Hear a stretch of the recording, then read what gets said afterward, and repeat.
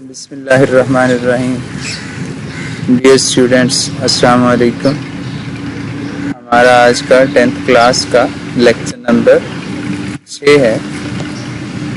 سبق ہم پڑھ رہے ہیں نظریہ پاکستان، جس میں ہم آج اس چیز کو زیر بحث لائیں گے کہ وہ کون سا نظریہ تھا، وہ کون سے خیالات تھے، وہ کون سے آئیڈیاز تھے، وہ کون سے مقاصد تھے جن کو سامنے رکھ کر یہ مملکت خدا داد بنانے کی کوشش کی گئی، اور اللہ نے پھر اپنے فضل سے ہمیں یہ مملکت عطا کی، جو کہ 27 رمضان المبارک کو رمضان کے مہینے میں 1947 میں مارز وجود میں آئی ہے.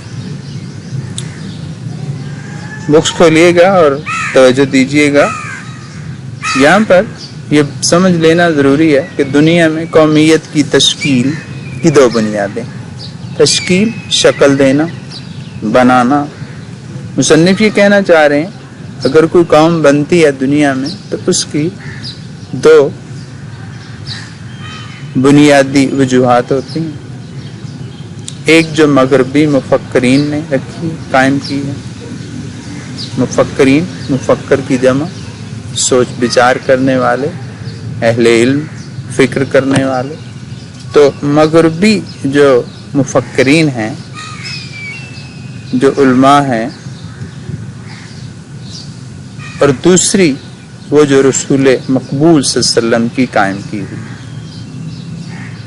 اب مغرب والوں کی ذرا پہلے غور کریں کہ وہ کیا کہتے ہیں قوم بنانے کے حوالے سے.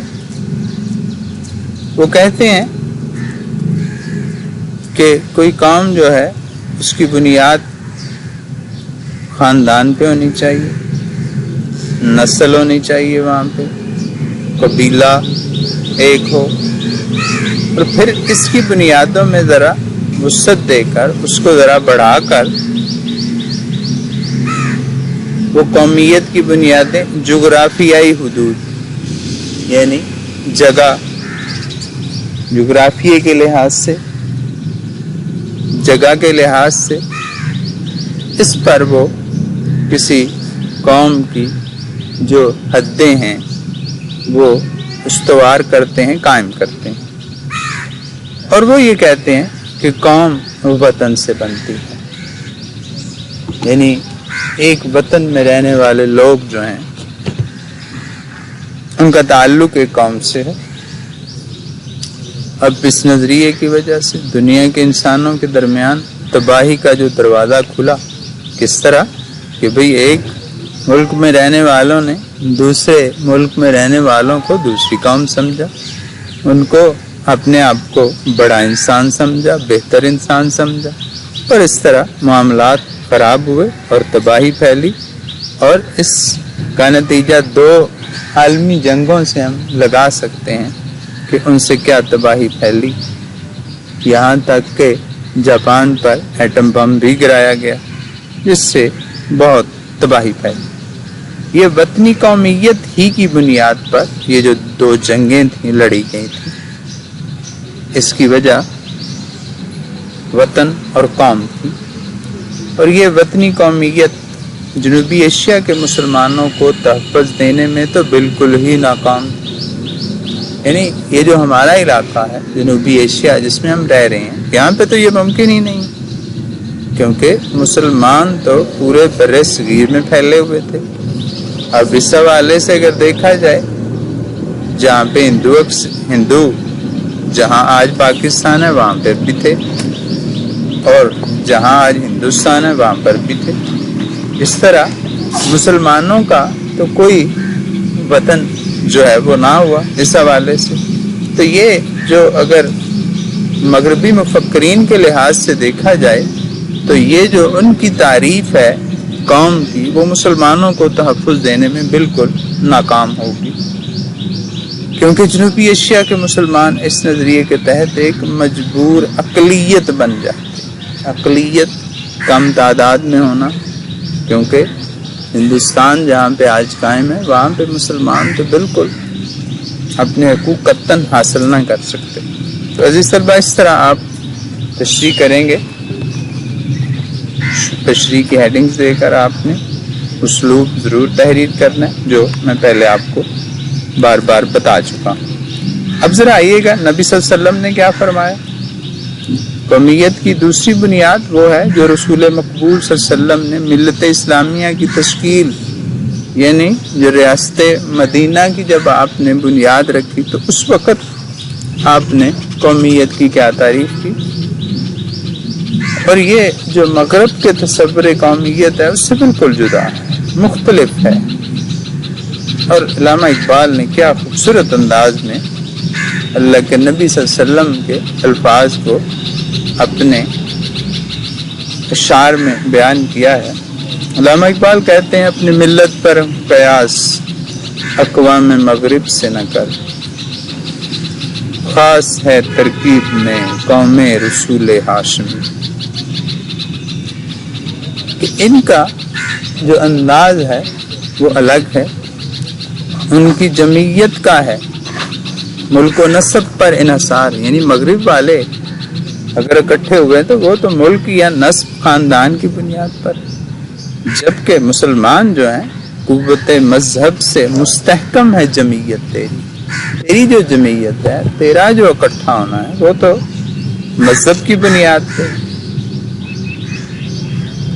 کیونکہ ایک اور جگہ پہ علامہ اقبال فرماتے ہیں قوم مذہب سے ہے، مذہب جو نہیں کچھ بھی نہیں، یعنی جو کچھ ہے مذہب سے۔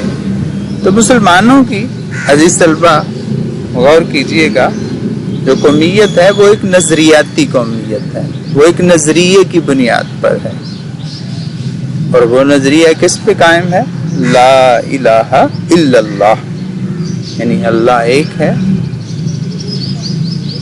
اسی پر مسلمانوں کی جو ہے وہ قومیت قائم ہے، یعنی کوئی رنگ، نسل، بنیاد، اسلام میں یہ چیزیں کوئی معنی نہیں رکھتی۔ ملت اسلامیہ بہت وسیع، دنیا کے کسی بھی خطے میں، کسی بھی جگہ پر، کسی بھی علاقے میں، کسی بھی نسل، کسی بھی رنگ کا مسلمان ہے، وہ جہاں کہیں بھی رہتا ہے وہ ملت اسلامیہ کا جو ہے وہ رکن ہے۔ یہاں پہ نہ تو ذات پات کا معاملہ ہے، نہ چھوت چھات ہے جو کہ ہندوؤں میں ہے، پر بت پرستی کا تو نام و نشان نہیں، جبکہ ہندوؤں میں یہ ساری چیزیں موجود ہیں۔ اس لیے ہم قطعاً ان کے ساتھ اپنا نہ تو مقابلہ کر سکتے ہیں، نہ ان کے ساتھ مل جل کے رہ سکتے ہیں۔ اس لیے مسلمانوں نے اپنی ایک الگ قومیت بنائی، اپنے ایک الگ وطن کا مطالبہ کیا، تاکہ وہ اپنے اسلام کے مطابق رہ کر یہاں پہ اسلام کے مطابق زندگیاں گزار سکیں۔ اب یہاں پہ ایک بڑی اہم بات، اس کو اپنے ذہن میں بٹھا لینا چاہیے، ذہن نشین کر لینا چاہیے کہ نظریہ پاکستان میں اسلامی زندگی اور قدروں کا تصور یہ بنیادی حیثیت رکھتا ہے، یعنی صرف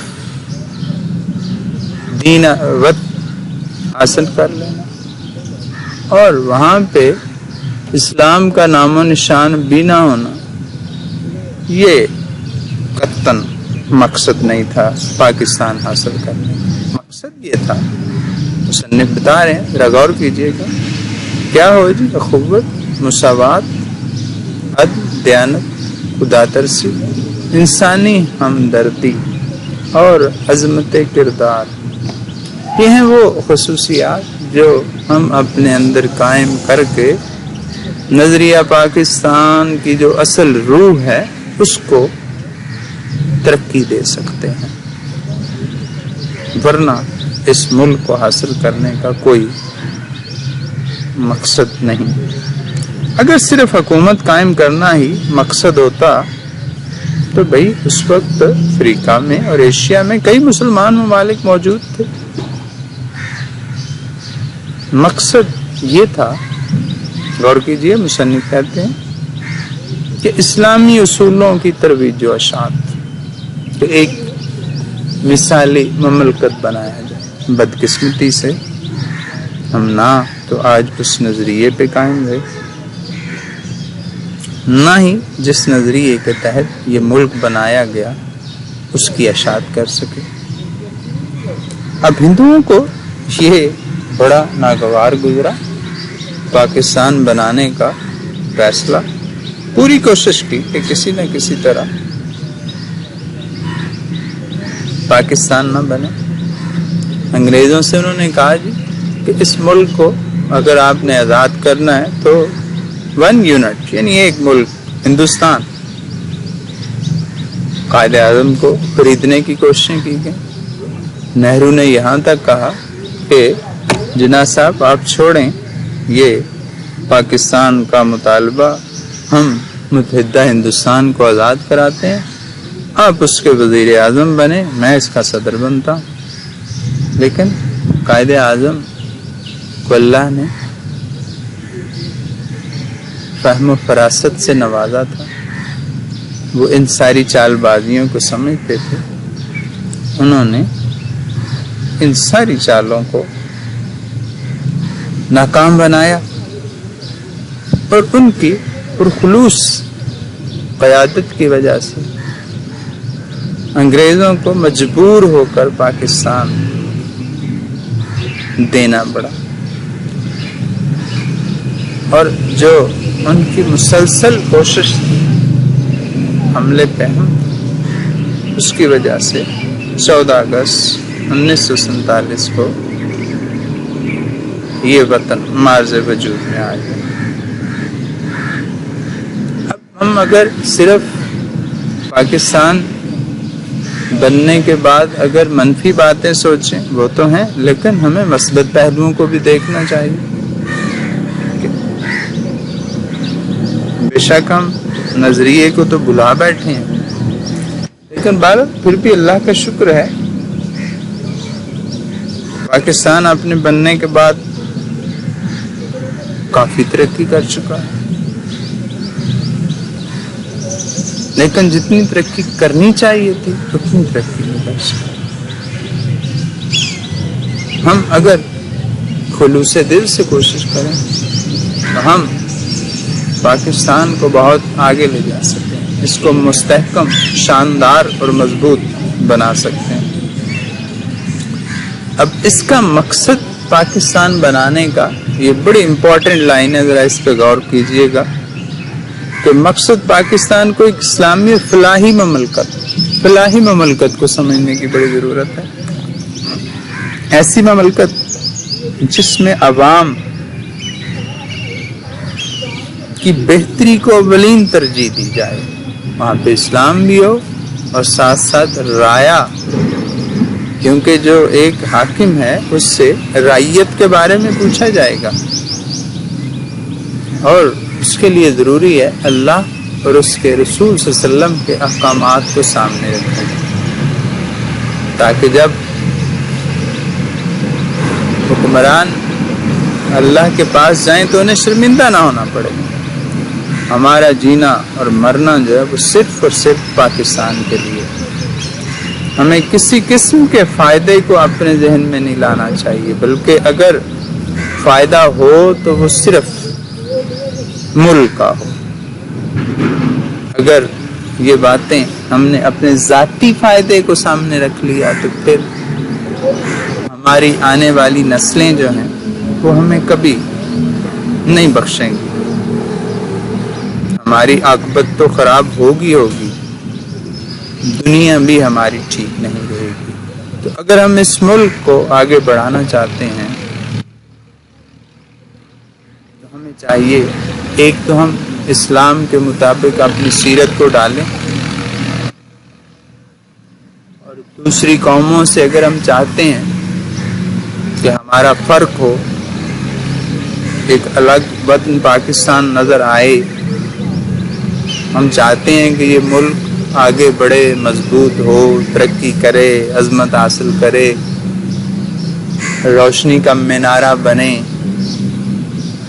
تو اس کے لیے ضروری ہے کہ ہم اس نظریے کو ذہن میں رکھیں جس نظریے کو سامنے رکھ کر یہ وطن بنایا گیا، وہ نعرہ سامنے رکھیں۔ پاکستان کا مطلب کیا؟ لا الہ الا اللہ۔ اگر وہ نظریہ، وہ نعرہ ہمارے پیش نظر رہا تو انشاءاللہ پاکستان انشاءاللہ آگے بڑھتا رہے گا۔ اللہ تعالیٰ پاکستان کو قائم و دائم رکھے۔ پاکستان زندہ۔